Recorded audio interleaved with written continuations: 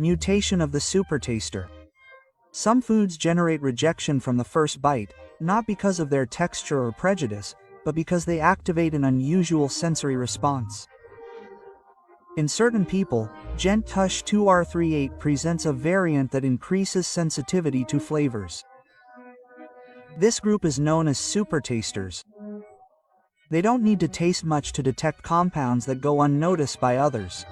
The problem is that this sensitivity doesn't come with a filter. Everything comes across more intensely. Broccoli, black coffee, even certain sweeteners. For them, everyday food is perceived as something more extreme.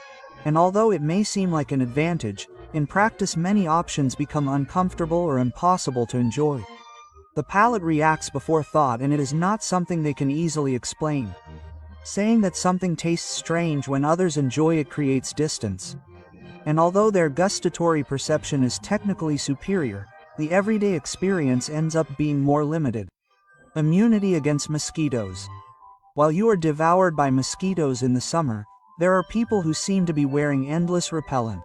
This, which seems like luck, has a genetic explanation. A variant of a gene called ABC11 alters the type of chemical compounds that the body releases through sweat. In short, these people do not emit the signal that attracts mosquitoes. To them, they go unnoticed. They do not smell better, they simply smell different. And although they do not know it, their body is operating with such a reduced odor profile that it is as if they had a biochemical invisibility field.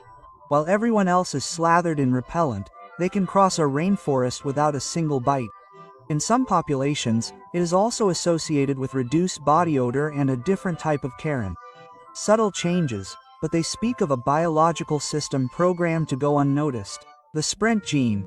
In certain elite athletes, there is a gene that appears more frequently than in others. It is called ACTN3 and it encodes a key protein in fast-twitch muscle fibers.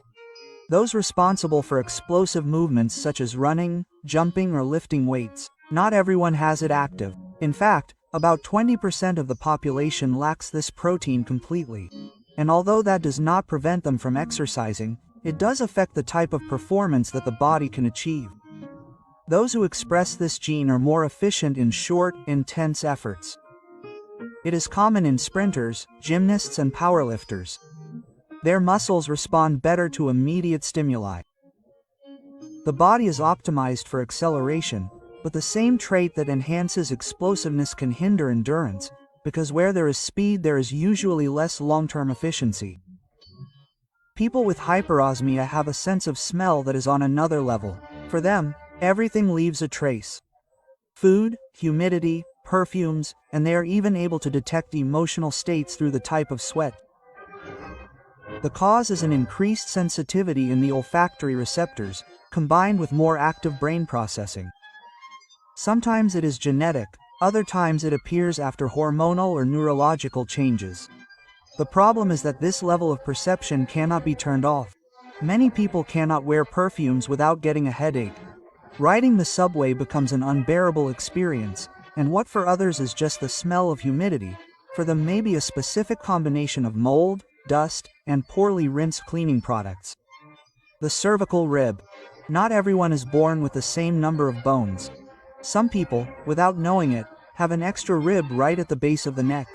It is not part of the normal design of the human skeleton and in many cases goes unnoticed. But when it grows too much or forms in the wrong position, it can press on nerves or blood vessels, causing discomfort in the arm, shoulder, or neck. It does not provide additional protection or improve mobility. It is only there due to a variation during embryonic development. A small biological detour that the body let pass and that sometimes begins to make noise years later. The mutation in the GRIA2 gene is an alteration in the way the brain processes fear. It is not bravery or composure. Some studies have observed cases of people with mutations in gene 2 that affect receptors related to the response to danger. The result is a minimal or completely absent reaction to situations that normally generate alertness. They do not freeze, do not avoid risk, and do not exaggerate it either. They simply do not perceive it with the same intensity, and that completely changes how they make decisions. It may seem useful, Since fear is today's greatest enemy when it comes to pursuing great goals, but living without fear also means not recognizing limits, driving at high speeds, exposing yourself to dangerous environments, or taking physical or social risks without considering the consequences. Fear is a protection system, and when you disconnect it, the world becomes different, but not necessarily safer. Dystasis sounds like something technical and unimportant, but it is actually the reason why some people blink and feel as if they have sand in their eyes all day.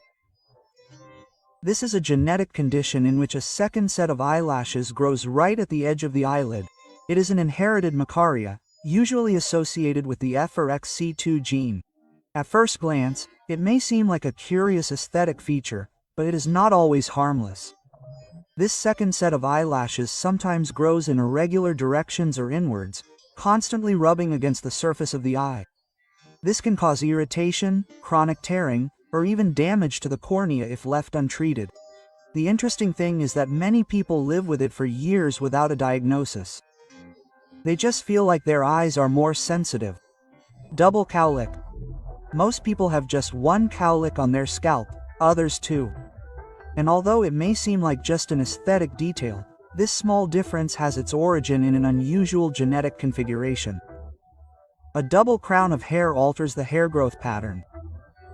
It is not a disease or a defect, but it does complicate simple things like combing your hair or wearing a hat. The hair grows in opposite directions, as if two centers of gravity were pulling on the same field at the same time. It is not known for sure why this happens. It has been linked to genetics, but also to certain processes in embryonic development.